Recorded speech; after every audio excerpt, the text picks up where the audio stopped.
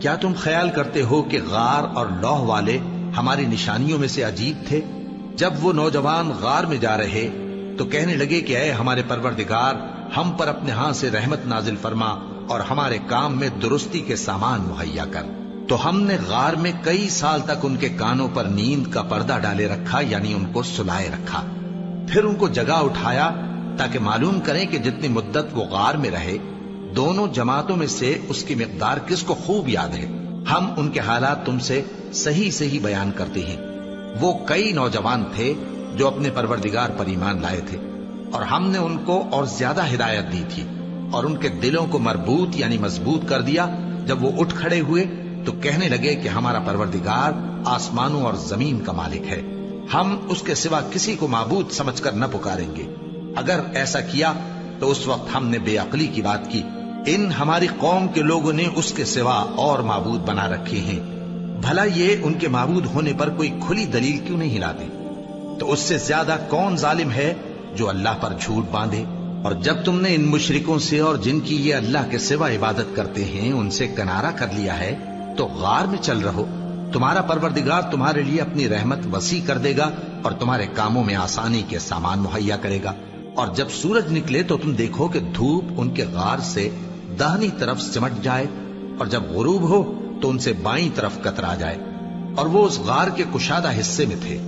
یہ اللہ کی نشانیوں میں سے ہیں، جس کو اللہ ہدایت دے وہ ہدایت یاب ہے، اور جس کو گمراہ رہنے دے تو تم اس کے لیے کوئی دوست راہ بتانے والا نہ پاؤ گے۔ اور تم ان کے متعلق خیال کرو کہ وہ جاگ رہے ہیں حالانکہ وہ سوتی ہیں، اور ہم ان کو دائیں اور بائیں کروٹ بدلاتے تھے، اور ان کا کتا چوکھٹ پر دونوں ہاتھ پھیلائے ہوئے تھا۔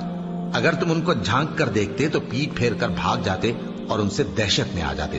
اور اسی طرح ہم نے ان کو اٹھایا تاکہ آپس میں ایک دوسرے سے دریافت کریں۔ ایک کہنے والے نے کہا کہ تم یہاں کتنی مدت رہے؟ انہوں نے کہا کہ 1 دن یا اس سے بھی کم۔ انہوں نے کہا کہ جتنی مدت تم رہے ہو تمہارا پروردگار ہی اس کو خوب جانتا ہے، تو اپنے میں سے کسی کو یہ روپیہ دے کر شہر بھیجو، وہ دیکھے کہ نفیس کھانا کون سا ہے تو اس میں سے کھانا لے آئے، اور احتیاط سے آئے جائے اور تمہارا حال کسی کو نہ بتائے۔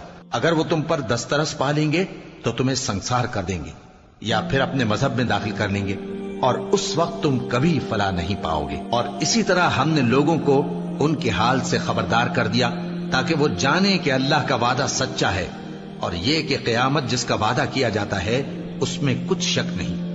اس وقت لوگ ان کے بارے میں باہم جھگڑنے لگے اور کہنے لگے کہ ان کے غار پر عمارت بنا دو۔ ان کا پروردگار ان کے حال سے خوب واقف ہے۔ جو لوگ ان کے معاملے میں غلبہ رکھتے تھے وہ کہنے لگے کہ ہم ان کے غار پر مسجد بنائیں گے۔ بعض لوگ اٹکل پچو کہیں گے کہ وہ 3 تھے اور چوتھا ان کا کتا تھا، اور بعض کہیں گے کہ وہ 5 تھے اور چھٹا ان کا کتا تھا، اور بعض کہیں گے کہ وہ 7 تھے اور 8واں ان کا کتا تھا۔ کہہ دو کہ میرا پروردگار ہی ان کے شمار سے خوب واقف ہے، ان کو جانتے بھی ہیں تو تھوڑے ہی لوگ جانتے ہیں۔ تو تم ان کے معاملے میں بحث نہ کرنا مگر سرسری سی بحث، اور نہ ان کے بارے میں ان میں سے کسی سے کچھ دریافت ہی کرنا، اور کسی کام کی نسبت نہ کہنا کہ میں اسے کل کر دوں گا، مگر انشاءاللہ کہہ کر، یعنی اگر اللہ چاہے تو کر دوں گا۔ اور جب اللہ کا نام لینا بھول جاؤ تو یاد آنے پر لے لو، اور کہہ دو کہ امید ہے کہ میرا پروردگار مجھے اس سے بھی زیادہ ہدایت کی باتیں بتائے۔